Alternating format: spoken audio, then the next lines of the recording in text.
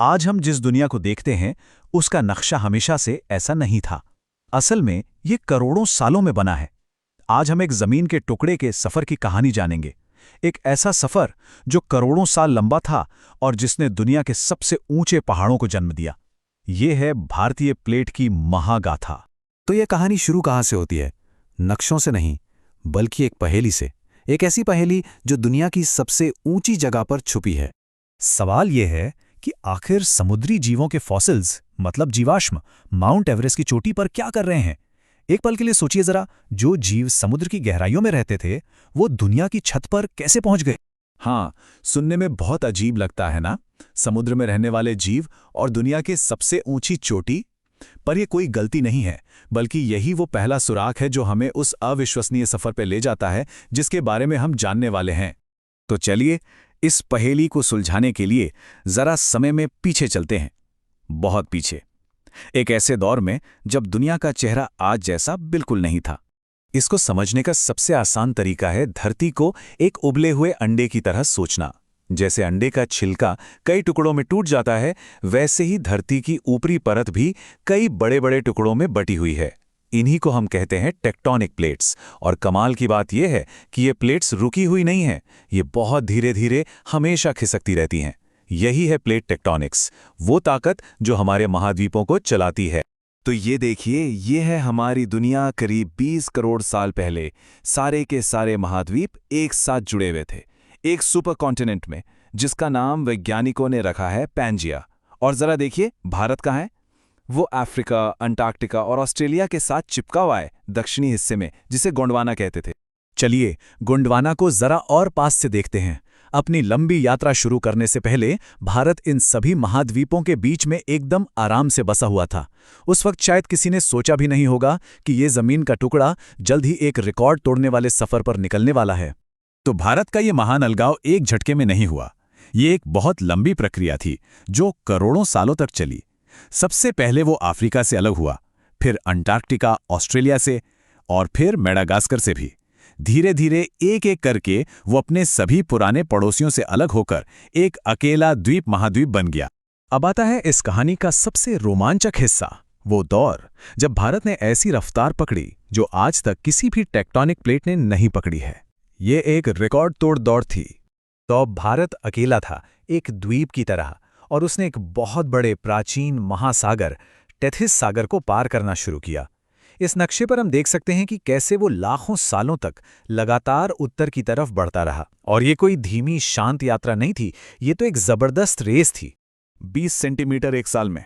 अब सुनने में ये शायद ज्यादा ना लगे, पर टेक्टोनिक प्लेट्स की दुनिया में ये रफ्तार तूफान की तरह है। मतलब आज की रफ्तार से लगभग 5 गुना ज्यादा तेज। सोचिए जरा, एक पूरा का पूरा महाद्वीप इतनी तेजी से भाग रहा था। ये चार्ट इस बात को और साफ कर देता है कि वो दौर कितना असाधारण था। ये जो सबसे ऊंचा वाला बार है, ये उस रिकॉर्ड तोड़ रफ्तार को दिखा रहा है। उसकी पहले और आज की गति के मुकाबले में ये कहीं ज्यादा है। और यही वो जबरदस्त रफ्तार थी जो इतिहास की सबसे बड़ी टक्कर की जमीन तैयार कर रही थी।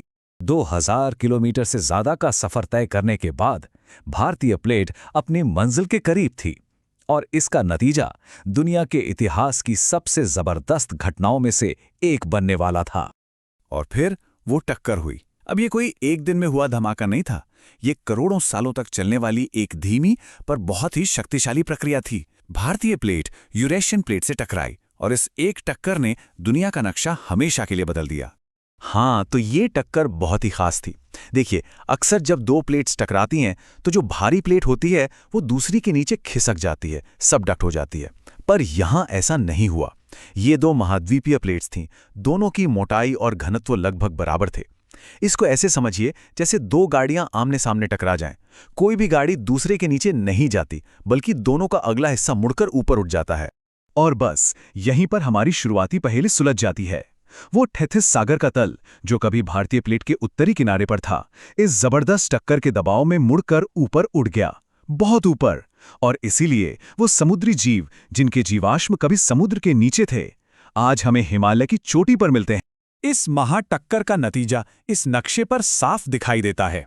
इससे सिर्फ एक पहाड़ नहीं बना, बल्कि पहाड़ों, घाटियों और दरारों का एक बहुत बड़ा और उलझा हुआ सिस्टम बन गया है, जो आज भी बढ़ रहा है और बदल रहा है।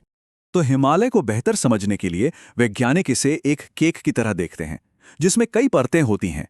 ये टेबल दिखाती है कि हिमालय कोई एक मोनोलिथिक चट्टान नहीं है, बल्कि कई अलग अलग हिस्से हैं जो एक दूसरे के ऊपर चढ़े हुए हैं, और हर हिस्से को एक बड़ी दरार, एक फॉल्ट लाइन अलग करती है।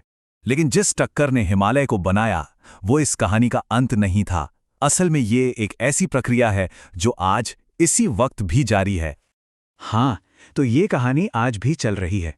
भारतीय प्लेट रुकी नहीं है, ये आज भी यूरेशियाई प्लेट में धक्का मार रही है, हर साल लगभग 4 सेंटीमीटर।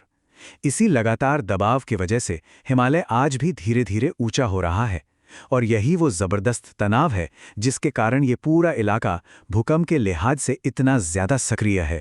तो ये कहना बिल्कुल सही होगा कि एक से ज्यादा मायनों में भारत ऊपर उठ रहा है।